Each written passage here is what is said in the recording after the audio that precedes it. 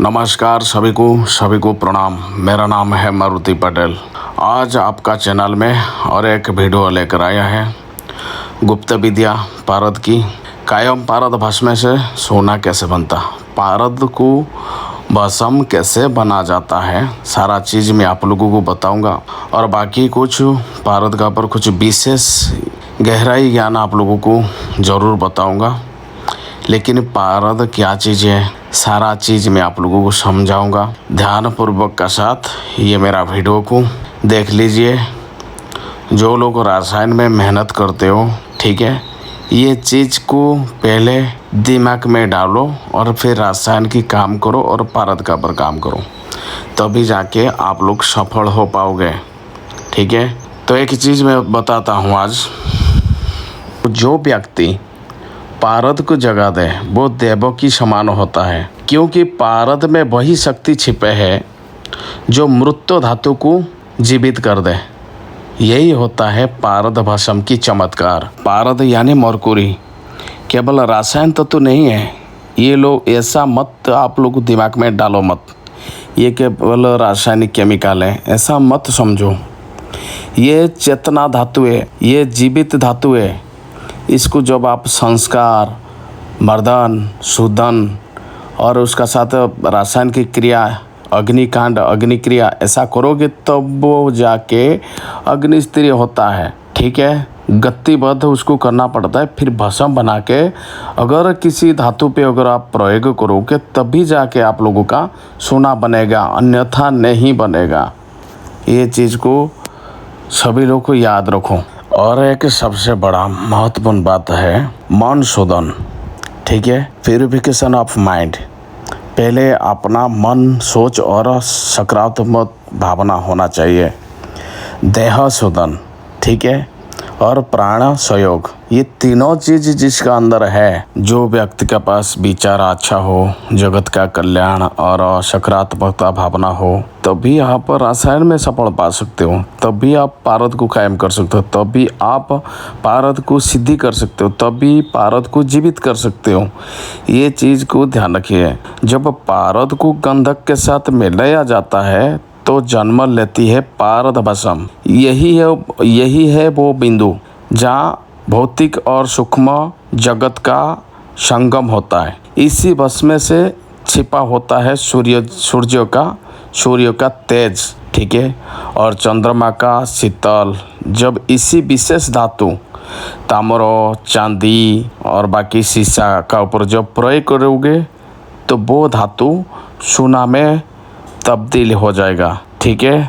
तो ये उनकी आत्मिक संरचना है। ये चीज़ को आप लोग समझना चाहिए, ठीक है। कोई बात नहीं, जो लोग रासायन में काम करते हो ध्यान से ये मेरा बात को समझ लेना।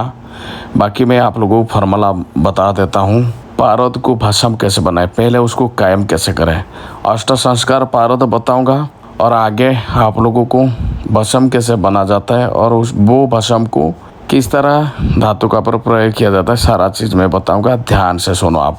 मैं आप लोगों को डायरेक्ट एक्सपेरिमेंट बता देता हूं, ध्यानपूर्वक का साथ। जो लोग रासायन काम करते हो इसको कर लोगे तो आप लोगों का पारद कायम और अग्निस्थिर बन जाएगा, ठीक है। आगे अगर आप लोगों को पता है अपना हिसाब से आप इसको उपयोग में ले सकते हो।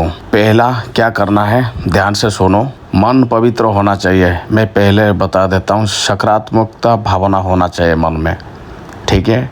लालच और पाप मन में विचार ऐसा मत रखिए, ठीक है।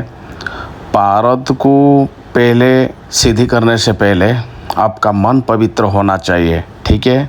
और रसायन के अंदर एंटर करने से पहले आपका मन पवित्र होना चाहिए, तभी जाके आपको सिद्धि मिलेगा। ये चीज़ को ध्यान रखिए आप, ठीक है। चलिए मैं आप लोगों को फॉर्मूला बता देता हूँ। एक वनस्पति है, थुआर है, उसका नाम है नागफेणी। कांटा होता है, कोई जगह में उसको छत्तर थुआर, चप्पल थुआर ऐसा भी बोलते हैं, ठीक है। पंजाबी में उसको छत्तर थुआर बोलते हैं, राजस्थान में चप्पल थुआर बोलते हैं, कोई जगह में चेप्टा जैसे होता, ठीक है। चेप्टा जैसे होता है, सांप की तरह मुंह होता है उसका, और इसमें बहुत सारे कांटा होता है। तो कम से कम इसका रस 2 लीटर चाहिए। 2 लीटर रस सावधान पूर्वक हिसाब से आपने ये कांटा को हटा दीजिए और उसको छोटा छोटा पीस करके किसी भी तरह खरल यंत्र में खरल करके इसका रस निकालिए। और ये एक चीज़ ध्यान रखना, इसमें खार पानी मत डालना। खार मतलब जैसे कि बोर वाटर हो, मतलब जो जगह में बोरिंग किया गया है वो पानी बिल्कुल भी उपयोग मत करिए आप। तो आप मिनरल वाटर थोड़ा बहुत मिला सकते हो। कम से कम इसका 2 लीटर रस चाहिए। और बाकी ये रस को लेके कांसे की बर्तन में शुद्ध किया हुआ पारद 100 ग्राम से लेकर आप 200 ग्राम तक इसमें डालकर ये जो थुआर की रस है, ये नागफेणी का रस है, थोड़ा थोड़ा करके आप उसका ऊपर डालो। ये जब थोड़ा सा फेंट की जैसा बनेगा, बनने का बाद में फिर इसमें आप 500 ml डालो और इसको धीमी आग पर इसको छोड़ दो, मंद आग पर। और ये धीरे धीरे धीरे धीरे पकेगा। फिर जब रस सूखेगा फिर 500 ml डालो। इसी तरह आधा आधा लीटर डाल के सारा रस को ख़त्म कर दो। ये प्रक्रिया कम से कम 15 घंटा के ही रहेगा। ठीक है, ये जो पारद बनेगा ये भस्म बन जाएगा। ये पारद भस्म बन जाएगा, ये चीज़ को ध्यान रखना है। ये ऐसा भस्म नहीं है, ये अष्ट संस्कार पारद को जीवित करने से पहले उसे 8 संस्कार पहले करना पड़ता है। ठीक है, जीवित करने से पहले 8 संस्कार में गुजरता है। ये चीज़ को ध्यान रखना। मारण, मथन, स्त्रीकरण, दीपन, बहुत सारे ऐसा क्रिया होता। तो फिर वो जो पारद भस्म बनेगा, वो पारद को शुद्ध किया गंधक का साथ आपने खरल करो। खरल करके आपने उसको किसी भी संपुट पे गजपुट में पुट मारो, तो ये एक सिंदूर जैसा कलर बनेगा। ठीक है, मैरून कलर की। ये भस्म किसी भी धातु को सोने में बदलने में सक्षम होता। ये गुप्त विद्या है, जो कि ये पूरा चीज़ में शॉर्टकट, एकदम शॉर्टकट है ये तरीका। जिसको करना है ये एक्सपेरिमेंट डेफिनेटली आप कर सकते हो। इसका मतलब बेनिफिट आप पा सकते हो जो लोगों को सफलता नहीं मिल रहा है। लेकिन पहले पारद को शुद्धि करना पड़ेगा। ठीक है, कायम करने से पहले पारद को 8 संस्कार में ही गुजरना पड़ता है। ये चीज़ को ध्यान रखना।